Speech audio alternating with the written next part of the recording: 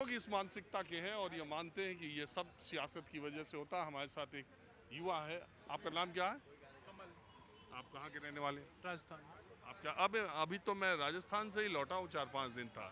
जी। तो आप राजस्थान में कहाँ के हैं? अलवर डिस्ट्रिक्ट। ओहो, देखिए अलवर में भी ये बहुत होता रहता है, कम्युनल टेंशन बीच बीच में मैंने देखा है।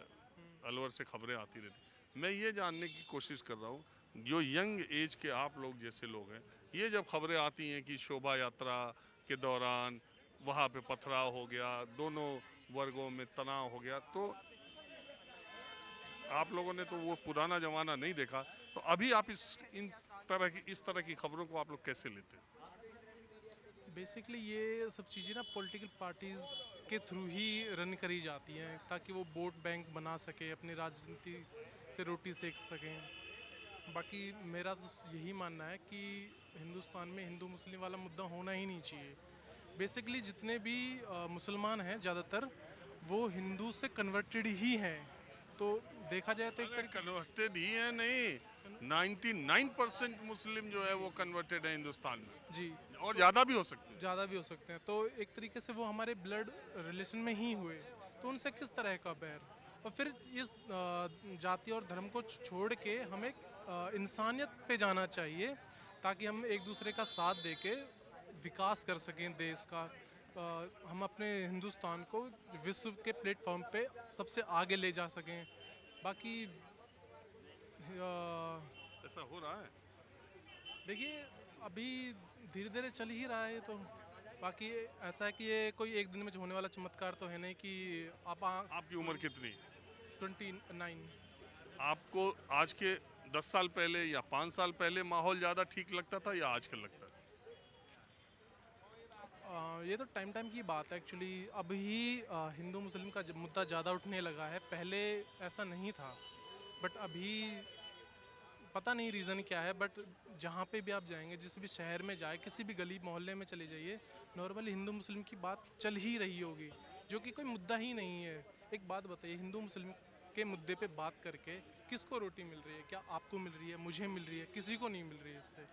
इसका सिर्फ फ़ायदा पॉलिटिकल पार्टी को ही हो रहा है, जो पर्दे के पीछे रह लेकिन के। मैं ये कहता हूँ, अब जैसे आप हो, 35 साल आपने बताया उम्र है, आप बात को समझ रहे हो कि ये राजनीति के लिए है, आप बात को ये भी समझ रहे हो कि ये सब के पीछे पॉलिटिक्स है, फिर इ, इ, इतना डिफरेंस पैदा कैसे हो रहा है समाज में, अगर सब लोग समझ ही रहे हैं तो? सब देखिए, सब नहीं समझ रहे ना इस चीज़ को। आप एक एक कम्युनिटी को आप जाके किसी के खिलाफ भड़काएंगे तो दो बातें कोई कहेगा, एक बार उसको सुन के इग्नोर कर देंगे, फिर दोबारा सेम चीज़ें सुनेगा, तो कहीं ना कहीं माइंड में क्लिक होती है कि यार शायद ऐसा ही हो। हालांकि सच्चाई की नहीं पता होती उन्हें, बट फिर भी माइंड में क्लिक होता ही है। चलिए ठीक है, आपने बात की, इसका बहुत शुक्रिया। हाँ जी। I'm not from here. अरे आप कहाँ के रहने वाले? अरे हम तो मजमा सजाते नहीं, जो जहाँ जैसे मिल जाता वैसे ही बात करते हैं। आप कहाँ के रहने वाले हैं? मैं यूएस का जी, अमेरिका। यही तो इस जगह की खासियत है कि कब कहाँ। तो यूएस में आप कहाँ रहते हैं? मैं रीनो में, ये सैन फ्रांसिस्को के पास। हाँ? San Francisco. San Francisco. हाँ जी सर। यही 8-10 जगह का नाम, Seattle, San Francisco, Washington, New York, यही 8-10 नाम हम लोग जानते भी हैं। अगर कहीं और का बता देंगे समझ भी नहीं पाएंगे। Right sir. तो वहाँ क्या करते हैं? मेरा 7-Eleven स्टोर है। हाँ? 7-Eleven, जैसे यहाँ पे 24/7 स्टोर्स हैं, ऐसे मेरे कन्वीनियंस स्टोर है वहाँ पे 7-Eleven। वहाँ कैसे पहुँच गए आप? पहले से बहुत पीढ़ियों? साल हो गए सर, 92। आप ही गए थे या आपके फादर? नहीं, मेरे फैमिली काफ़ी थी वहाँ पे। आप कब आए यहाँ? मैं 2 हफ्ते में, 2 वीक्स, 2 हफ्ते से। मैं ज़रा आपसे ये जानना चाहता हूँ, हमारे यहाँ जैसे रामनवमी पे शोभा यात्रा भी निकली ना, तो मुंबई में, हावड़ा में, बड़ोदरा में पत्थरबाजी हो गई, दंगे टाइप्स का माहौल बन गया। दोनों धर्मों के लोग कई जगह, एक आध जगह कर्फ्यू तो नहीं लगा, लेकिन कर्फ्यू जैसी स्थिति, 1,000 2,000 पुलिस का डिप्लॉयमेंट हो गया। ये जो चित्र और हिसाब किताब कम्युनल टेंशन का, इसको आप कैसे देखते हैं? मैं आई थिंक कि पॉलिटिक्स और रिलीजन को मिक्स नहीं करना चाहिए।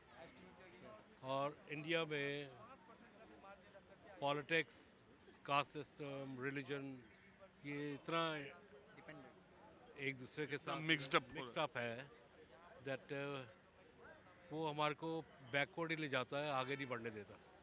जबकि इतनी ग्रोथ हो गई है इंडिया में, India is one of the top countries now, इतना ज़्यादा यहाँ पे मतलब कि दुनिया में इतना रिस्पेक्ट है इंडिया का इस वक्त, और economy is doing very well, inflation rate इतना कम है as compare to other countries, और जितना यहाँ पे मैन पावर है, टैलेंट है, आई मीन नेचुरल रिसोर्सेज है, मैन पावर है, टैलेंट है, दिमाग है।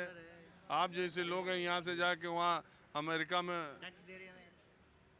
सो आई फील दैट अच्छा, आप पहले के जो पॉलिटिक्स थी रिलीजन कास्ट की और अभी का जो माहौल देश का, इन दोनों को डिफरेंशिएट करते हैं, या आपको लग रहा है उसी तरह जैसे पहला था वैसे ही चला आ रहा है, या कुछ ज़्यादा एग्जैगरेट हुआ? थोड़ा बड़ा है मेरे को लगता है। उस टाइम भी हुआ करता था लेकिन कम था, अब बहुत ज़्यादा बढ़ गया है।